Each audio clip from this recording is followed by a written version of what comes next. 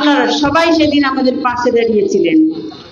দীর্ঘ পথ চলা আপনাদের সাথে চলতে চলতে আপনারা কেউ আমাদের ভাই হয়ে গেছেন, কেউ আমাদের বন্ধু হয়েছেন, কেউ আমাদের সন্তানের মতো হয়ে গেছেন। সেই ইলিয়াস আলীকে ফ্যাসিস্ট সরকার গুম করেছিল 2012 সালে 17 এপ্রিল। সেই 17 এপ্রিলের পর আমরা পরিবার যখন বিমর্ষ, পরিবার যখন শোকাহত, পরিবার যখন আমরা অত্যন্ত ভারাক্রান্ত, সেই সময়ে আমাদের দেশনেত্রী বেগম খালেদা জিয়া আমাকে বলেছিলেন, তুমি ইলিয়াসের এলাকায় যাও এবং ইলিয়াসের যে মানুষ আছে সেই ইলিয়াসের এলাকার মানুষদের সাথে তাদের পাশে থাকো। অনেকে আমাদেরকে পরামর্শ দিয়েছিল, আমরাও চিন্তা করেছিলাম। আমার বাচ্চারা ছোট ছিল, সেই সময়ে বিদেশে চলে যাওয়ার বিষয়, কিন্তু আপনারা এলাকার মানুষ আমাদের পাশে, আমাদের পরিবারের মতো আমাদের পাশে দাঁড়িয়েছিলেন। আপনাদেরকে উপেক্ষা করতে পারিনি বলেই আমরা সেদিন বিদেশে যাইনি। আপনাদের কথা চিন্তা করে, যেহেতু এই অঞ্চলের মানুষ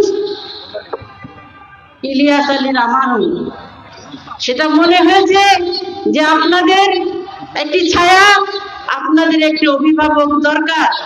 কারণ এই অঞ্চলের মানুষ কার আশ্রয়ে থাকবে রাজনৈতিকভাবে, সেই চিন্তা, আপনাদের ভালোবাসা, আপনারা আমাদের পরিবারে, আমাদের পরিবারের সদস্য সহ আপনারা সবাই সেদিন আমাদের পাশে দাঁড়িয়েছিলেন। দীর্ঘ পথ চলা আপনাদের সাথে চলতে চলতে আপনারা কেউ আমাদের ভাই হয়ে গেছেন, কেউ আমাদের বন্ধু হয়েছেন, কেউ আমাদের সন্তানের মতো হয়ে গেছেন। সুতরাং আমরা মনে করি এই এলাকার মানুষ আমাদের পরিবার। আপনাদের দীর্ঘ ত্যাগ, অসংখ্য মামলা, নির্যাতনের শিকার, এবং আমি আপনাদের সঙ্গে ছিলাম।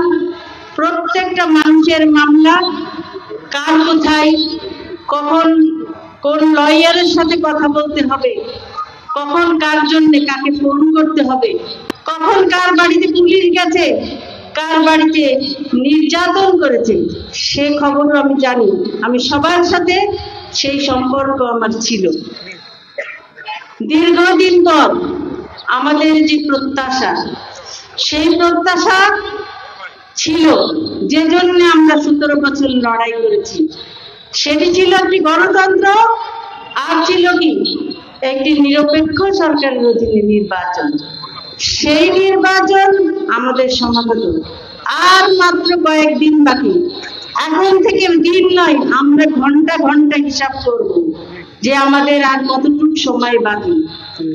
সুতরাং আমাদেরকে সর্বশক্তি দিয়ে সেই নির্বাচনে বিজয়ী হতেই হবে ইনশাআল্লাহ।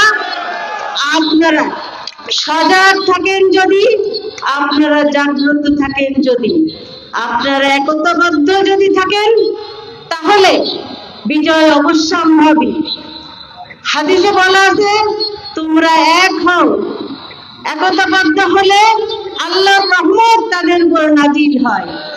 সুতরাং ব্যক্তিগত ভেদাভেদ ভুলে গিয়ে সকলে এক বাক্যে দাঁড়িয়ে দল মত নির্বিশেষে এই এলাকার উন্নয়নের কথা চিন্তা করে, উন্নয়নের যে মানুষটি যার উপর নির্যাতনের মাধ্যমে যাকে গুম করা হয়েছে, সেই মানুষের প্রতি ভালোবাসা দেখিয়ে এবং আগামীর উন্নয়নে আপনারা অংশীদার হওয়ার প্রত্যাশা রেখে আপনারা সেই প্রচেষ্টা করবেন, সেটা আমি বিশ্বাস করি।